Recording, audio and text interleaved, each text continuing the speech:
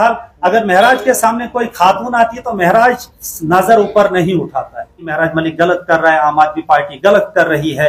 तो यकीन जानिए ये फैसला अवाम के हाथ में है।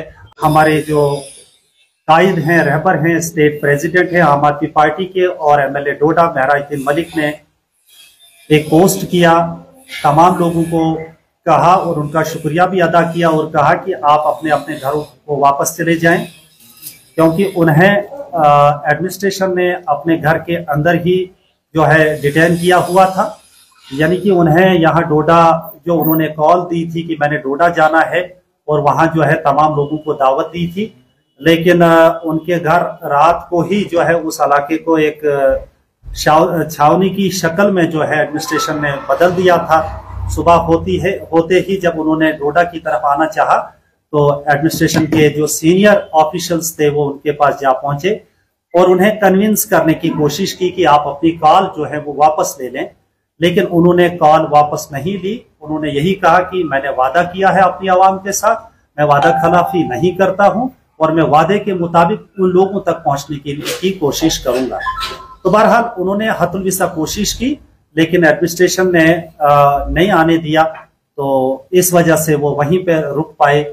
तो हम यही कहना चाहेंगे कि अगर एडमिनिस्ट्रेशन वाकईतन यहाँ की आवाम की फिक्र रखती है, इनके हमदर्दी का इजहार करना चाहती है, तो इससे यह साबित होता है कि सिर्फ अमन और पीस जो मेंटेन रखने के लिए, लॉ एंड ऑर्डर मेंटेन रखने के लिए जो कोशिशें की गई हैं, हम ये कहना चाहेंगे कि एडमिनिस्ट्रेशन को चाहिए कि वो लोगों के दिलों पे जो है राज करें। उनके एक इशारे पे आवाम जो है यानी वो कहें तो रुक जाएं, वो कहें तो निकल आएं, ऐसा एडमिनिस्ट्रेशन को भी करना चाहिए था। तो जिस तरह महराज मलिक ने आवाम के दिल जीते हुए हैं, वो लोगों के दिलों पे राज करता है। यानी एडमिनिस्ट्रेशन ने ये एक्सेप्ट कर लिया, अगर महराज मलिक ने कॉल दी है तो इसका मतलब हजारों की तादाद में लोग जो हैं वो यहाँ हेडक्वार्टर पे आ जाएंगे। तो इसलिए जो है नाके लगाए गए, उनका रास्ता रोका गया। तो हम यही कहना चाहेंगे कि अगर इसी तरीके से अगर एडमिनिस्ट्रेशन और महराजुद्दीन मलिक के दरमियान एक नेगोशिएशन हुई और मसला अगर फौरी तौर हल किया जाएगा, तो हम बड़े खुशकिस्मत लोग हैं कि हमारे शहर के अंदर अगर अमन ही कायम रहे, अगर यहाँ पे पीस मेंटेन रहे, तो हम उसकी सब लोग मिलकर दुआ भी करते हैं और हमारी ख्वाहिश भी यही है। लेकिन मजबूर जो है एमएलए वक्त को किया जाता है, क्योंकि अभी जो आपसे पहले कई मीडिया कर्मियों ने पूछा था कि एडमिनिस्ट्रेशन उनका नहीं सुनती है, तो हम यही कहना चाहेंगे एडमिनिस्ट्रेशन को भी कि वक्त का एमएलए जो है उसको हजारों की तादाद में लोगों ने मैंडेट दिया है, उन लोगों के उस ओपिनियन को, उनके जज्बात को, उनकी ख्वाहिशात की कदर और रिस्पेक्ट की जानी चाहिए। एमएलए वक्त जो in the interest of public जो भी बात कहता है, एडमिनिस्ट्रेशन को कोऑपरेट करना चाहिए। जो उनकी जनरल डिमांड्स है, कुछ जिस तरह से एमएलए डोडा का मानना है कि एफआईआर को लेकर उन्होंने बात की है और उनके ऊपर भी एफआईआर लगाई गई है, क्या लगता है उनकी जेन्युइन जो डिमांड्स है उनको पूरा करना चाहिए? जेन्युइन डिमांड्स जो हैं उनको तो हर हाल में पूरा किया जाना चाहिए। अगर एमएलए महराज मलिक के खिलाफ अगर एफआईआर जो है लॉन्च की गई है यहाँ डोडा पुलिस स्टेशन के अंदर, जहां तक हमारा इल्म है, हमने आज से पहले ये सुना था कि एक रिप्रेजेंटेटिव जो हुआ करता है, एमएलए हो या एमपी हो, लेकिन हम इस वक्त एमएलए की बात कर रहे हैं कि स्पीकर जो असेंबली में होता है वो जब परमिशन देगा कि हाँ इस शख्स के खिलाफ जो है एफआईआर यानी केस दर्ज किया जाना चाहिए, तो हमने आज तक यही सुना था। लेकिन मेरे ख्याल में आज उस कानून का भी उल्लंघन करते हुए उनके खिलाफ जो डोडा पुलिस स्टेशन के अंदर एफआईआर लॉन्च की गई है, तो मुझे ये लगता है कि हर एडमिनिस्ट्रेटर को कानून का जो है वो पास रखना चाहिए, उसकी रिस्पेक्ट करनी चाहिए, उसको फॉलो करना चाहिए। अगर कल की डेट में हम हाई कोर्ट में जाकर इस एफआईआर को चैलेंज करते हैं, अगर वहां से यानी कोर्ट जो है जजेस हजरात उसको क्वाश कर देते हैं, तो उस वक्त उन लोगों का क्या मकाम होगा, क्या यानी उनकी क्या रिस्पेक्ट रहेगी कि उन्होंने किसी के दबाव में आकर ऐसा किया था। तो नहीं करना चाहिए, तमाम लोगों को इक्वली ट्रीट किया जाना चाहिए। एक कमेटी बनाई गई थी एमएलए डोडा की तरफ से, सोशल मीडिया पे उनके नंबर दिए गए थे, नाम लिखे गए थे, और आज अब देख रहे हैं कि सिविल सोसाइटी इस पे सवाल उठा रही है कि इस चीज को बर्दाश्त नहीं किया जाएगा, हॉस्पिटल वो लोग विजिट करेंगे, प्राइवेसी वहां पे काफी ज्यादा रहती है। किस तरह से आप देखते हैं? बहरहाल आज का जो ये कॉल दी हुई थी एमएलए डोडा ने, वो सिर्फ इस गर्ज से दी थी ये कोई पार्टी का जलसा नहीं था, या ये कोई कैंपेन नहीं थी, या हमने कोई प्रमोट पार्टी को नहीं करना था। आज की कॉल जो थी वो इंसानियत की खिदमत के लिए थी। इंसानियत के साथ जो यहाँ पे जुल्म और सितम ढाए जाते थे, यानी हॉस्पिटल के अंदर उनको जो तकलीफें पहुंचाई जाती थी, उसको कम करने की गर्ज से एमएलए साहब ने जो कॉल दी थी, अगर उसके एंटी, उसकी मुखालफत में अगर कुछ पॉलिटिकल पार्टीज के कुछ लोग भी उतरे और उन्होंने भी जो एमएलए महराज मलिक के खिलाफ कुछ नाराबाजियां भी की और कुछ नेगेटिव स्टेटमेंट भी दिए, अगर सिविल सोसाइटी के लोग भी जो है यहाँ मीडिया के पास आए, उन्होंने भी जो है कुछ यानी ये कहा कि महराज मलिक गलत कर रहा है, आम आदमी पार्टी गलत कर रही है, तो यकीन जानिए ये फैसला अवाम के हाथ में है। अवाम जो जिन तक भी उन लोगों का भी वो स्टेटमेंट पहुंचेगा और हमारा भी स्टेटमेंट पहुंचेगा, वो बेहतरीन जजमेंट कर लेंगे। वो खुद अच्छा और बुरा कहेंगे कि वाकईतन अगर महराज मलिक गलत होगा तो अवाम जो है खुद ये डिसाइड करेगी कि वो गलत होगा। अगर सिविल सोसाइटी ने महराज मलिक की कोशिशों के खिलाफ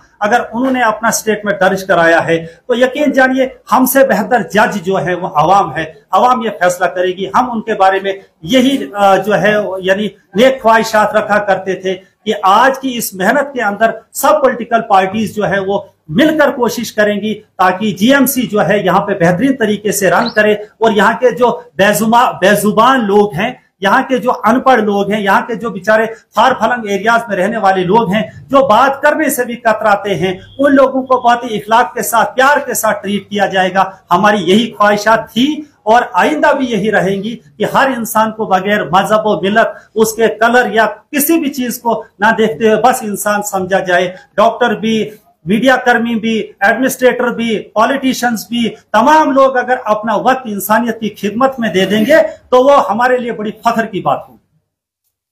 अभी लाल सिंह जब अपने थे तो उन्होंने भी ऐसे ही इंसिडेंट किया था जब वो हेल्थ मिनिस्टर थे। उन्होंने एक लेडी डॉक्टर के साथ बदतमीजी की थी। उस समय के जो प्रिंसिपल थे उन्होंने रिजाइन किया था, और साथ ही में उस समय भी ये कहा गया था कि मिनिस्टर जो है वो इसी तरीके की लैंग्वेज यानी कि अनपार्लियामेंट्री लैंग्वेज यूज नहीं कर सकते। तो बड़ा बवाल हुआ था। उस समय भी ऐसी सब चीजें हुई थी। वही सेम महराज मलिक भी कर रहे हैं। क्या महराज मलिक कॉपी कर रहे हैं लाल सिंह?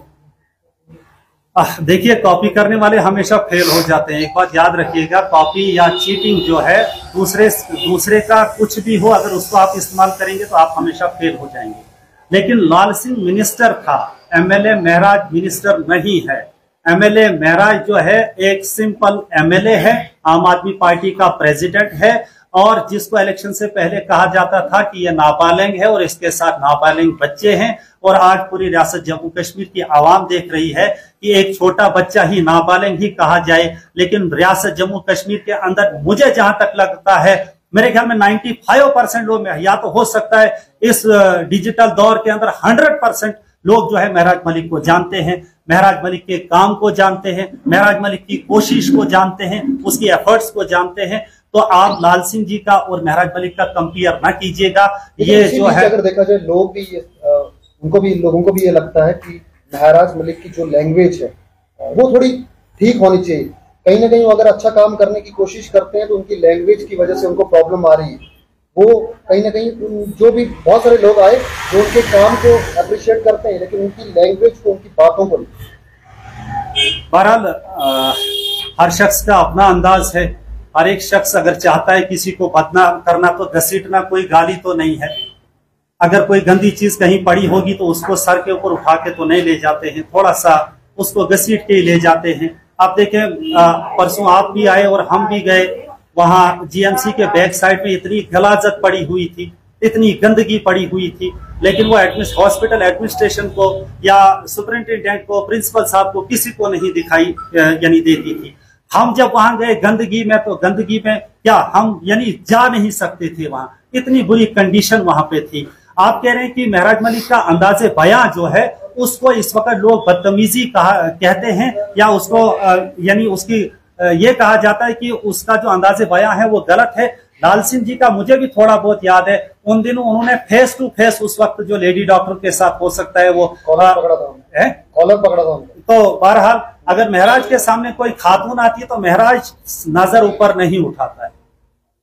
महराज आंखों में आंखें डाल के किसी औरत के साथ मैंने कभी बात करते नहीं देखा। बदतमीजी तो दूर की बात है, ये तो उनकी अब्सेंस में उन्होंने मीडिया के ऊपर बात की, वहां उसको दम है। लेकिन जब खवातीन के सामने आ जाता है तो उस वक्त वो शख्स जो है इतना एक माशाल्लाह हमें फख्र है उस पर कि वो सर उठा के नजर उठा के जो है खवातीन की तरफ देखता नहीं और बात नहीं करता है। बाकी अगर उन्होंने घसीट के कहा तो पर्टिकुलरली उन्होंने मधु मैम के बारे में यह नहीं कहा कि मैं उनको ऐसे करूंगा। आप इस चीज के गवाह होंगे, आप मीडिया की तमाम बाइट्स को जो है वॉच कीजिएगा।